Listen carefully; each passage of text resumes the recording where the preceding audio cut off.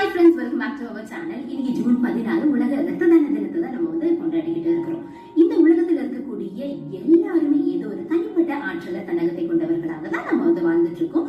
யார் ஒருத்தங்க அந்த ஆற்றலை முழுமையா தெரிஞ்சுக்கிறாங்களோ அவங்க எப்படிப்பட்ட சூழல்ல வாழ்ந்தாலும் எப்படிப்பட்ட தோற்றத்தை கொண்டிருந்தாலும் வெற்றி அப்படிங்கிற சாதனையை அடையக்கூடியவங்களா மட்டும்தான் இருப்பாங்க.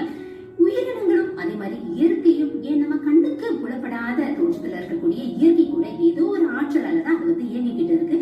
எப்போ ஒரு உயிர் தன்னுடைய ஆற்றலை இழக்குதோ அப்ப அது செயல் இழந்து போகுது. ஆக ஒரு உயிர் வாழ்றதுக்கு செயலாற்றலும் உயிராற்றலும் எப்படி ஒருங்கிணைந்து செயல்படுதோ அதே மாதிரி முக்கிய பங்கு வகிக்கக்கூடியது நம்ம இன்னைக்கு கொண்டாடக்கூடிய இந்த ரத்தமும் தான். இந்த ரத்தம் பல வகையில ஒவ்வொரு உயிரினங்களுக்கு ஏற்ற மாதிரி பல நிறங்கள்ல இருக்கு அப்படிங்கறத நம்ம எல்லாத்துக்குமே தெரிஞ்ச ஒரு விஷயம்.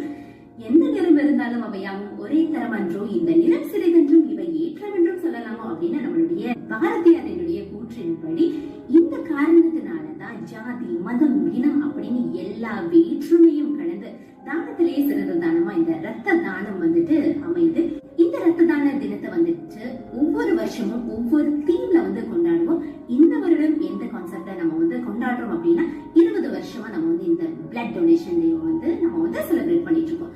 சோ இது வரைக்கும் பிளட் டொனேட் பண்ண எல்லாத்துக்குமே தேங்க்ஸ் சொல்லக்கூடிய விதத்துல 20 years of celebrating giving thank you donors அப்படிங்கிற தீம்ல தான் இந்த வருஷம் நம்ம செலிப்ரேட் பண்ணிட்டு இருக்கோம்.